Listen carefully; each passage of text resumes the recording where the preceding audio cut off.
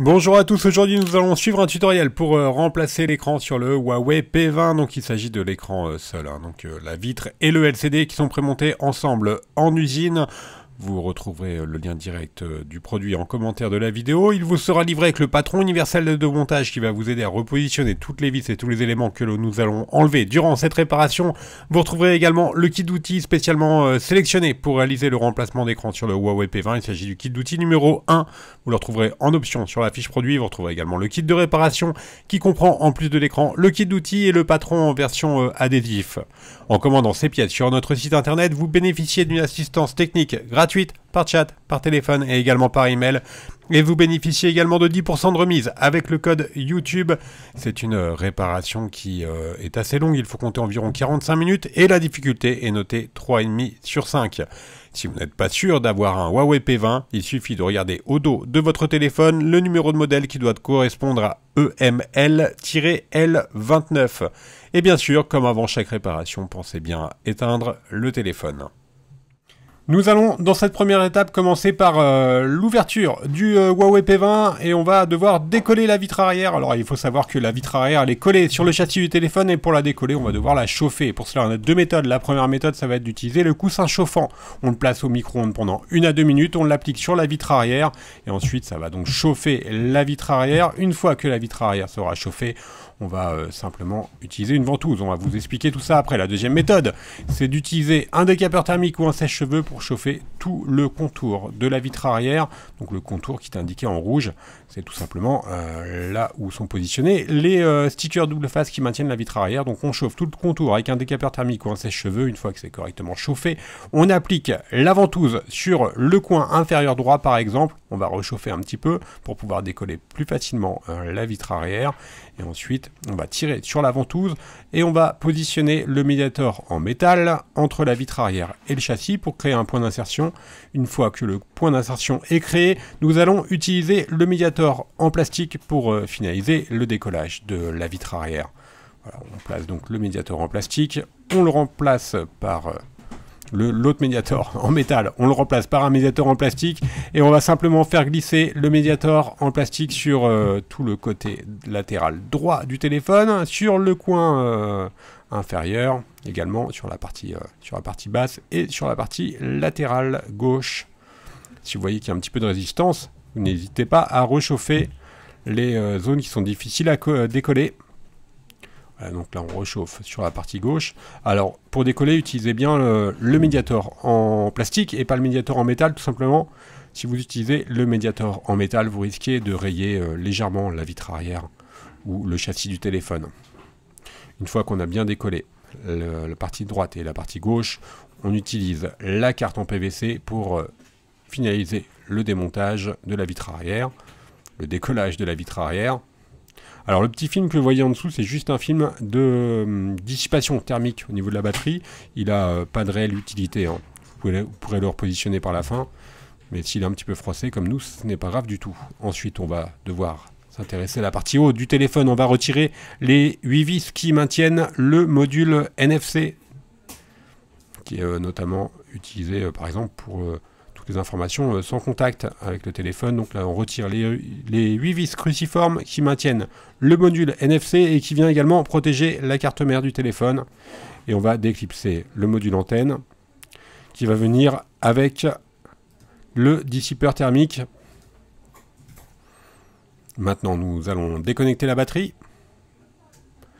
et également la nappe d'interconnexion et enfin la nappe de l'écran LCD. Ensuite, on déconnecte également la nappe du bouton volume. Et là, on va s'intéresser maintenant au connecteur de charge et la nappe d'interconnexion. Donc, on s'intéresse à la partie basse du téléphone et on va retirer les 5 vis cruciformes qui maintiennent notamment le connecteur de charge et également le module micro. On va voir ça un petit peu après.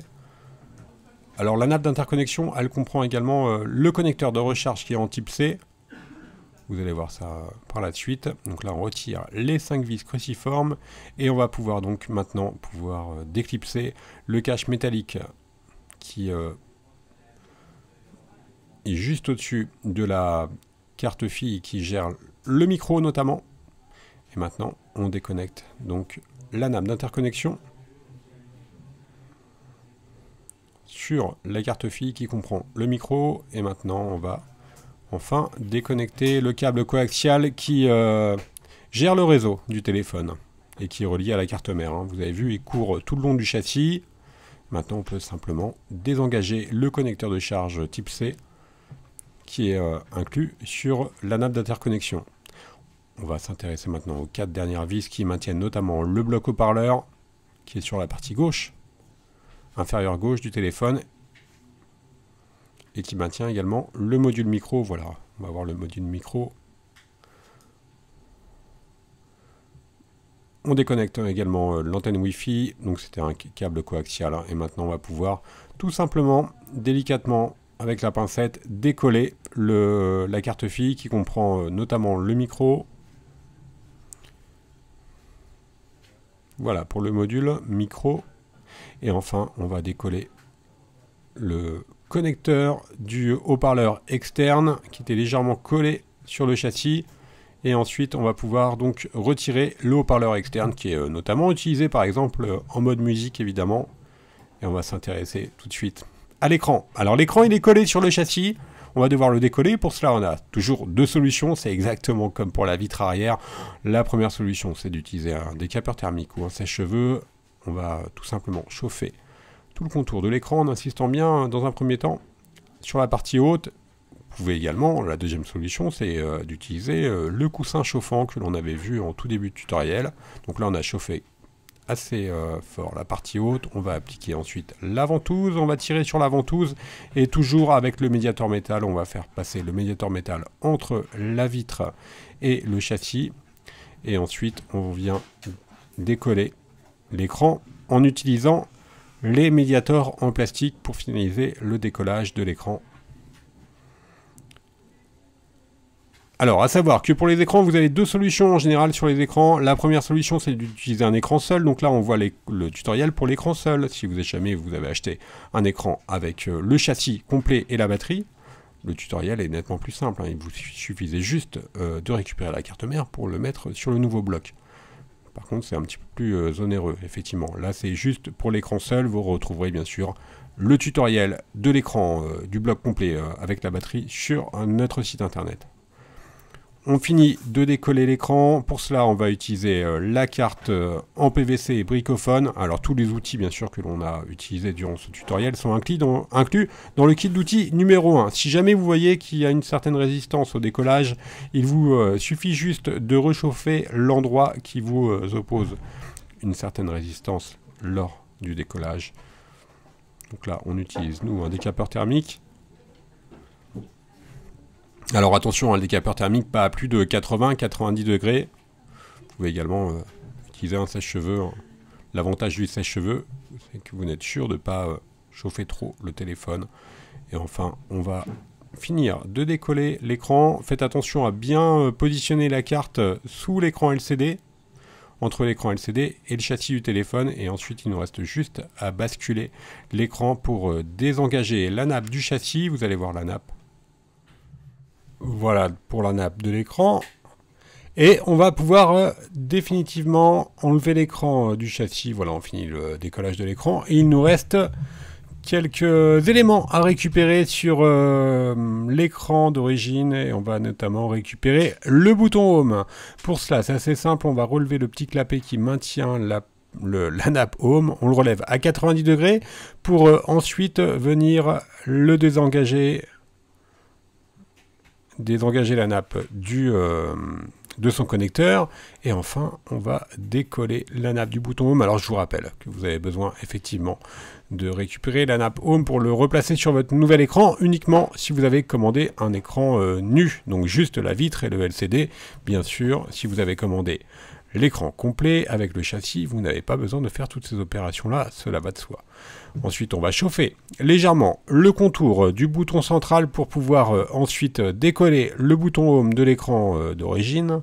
Donc une fois qu'on a correctement chauffé, on va tout simplement appuyer au verso sur le bouton Home pour pouvoir finir de le décoller. C'est assez simple. Et on enlève, alors on fait attention à la nappe, hein, effectivement. Et on enlève ensuite le bouton Home. On récupère le bouton Home. on le repositionnera tout à l'heure sur le nouvel écran. La partie démontage est maintenant terminée. On va s'intéresser à la partie remontage et on va commencer par repositionner notre bouton Home sur le nouvel écran. Pour cela, on va utiliser la colle B7000. La colle B7000, elle est incluse dans le kit d'outils qui est en option sur la fiche produit. Il s'agit du kit d'outils numéro 1 qui est utilisé pour réaliser cette réparation. On va appliquer la colle sur tout le contour du support du bouton Home. Et ensuite, on vient simplement repositionner le bouton sur son emplacement d'origine.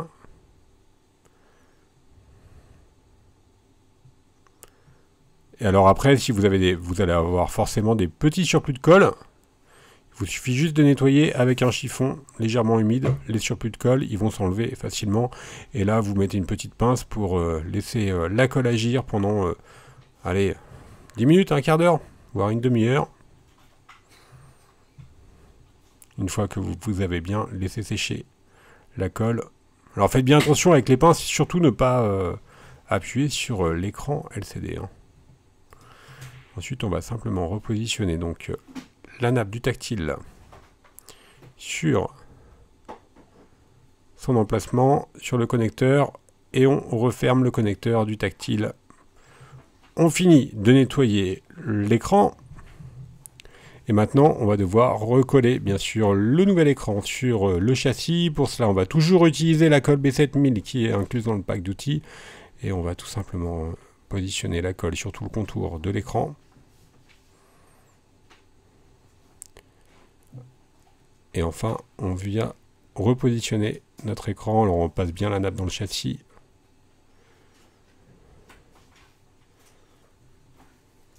Et on va repositionner l'écran sur le châssis. Et comme l'on a fait pour le bouton Home, on va mettre sous presse l'écran. Allez, pendant 20 minutes, une demi-heure. Une fois que l'on a bien attendu le temps de séchage, il nous reste à remettre les éléments du bas. Donc en commençant par le bloc haut-parleur. On repositionne les contacts du bloc haut-parleur qui doivent être sur le châssis. Et ensuite, on vient repositionner le module du micro. On va reconnecter les deux câbles coaxiaux. Donc on commence par celui-ci. Et ensuite, voilà, faites bien attention à bien le passer dans les guides qui sont prévus à cet effet-là. Sinon, vous allez avoir du mal à refermer la coque arrière et également à remettre les différentes nappes que l'on va remettre tout à l'heure. On reprend la nappe de recharge USB type C. On reclipse également le connecteur de la nappe d'interconnexion. Enfin, on va remettre la plaquette qui maintient la nappe d'interconnexion et également le coaxial droit. Et il nous reste à remettre toutes les vis du bas du téléphone.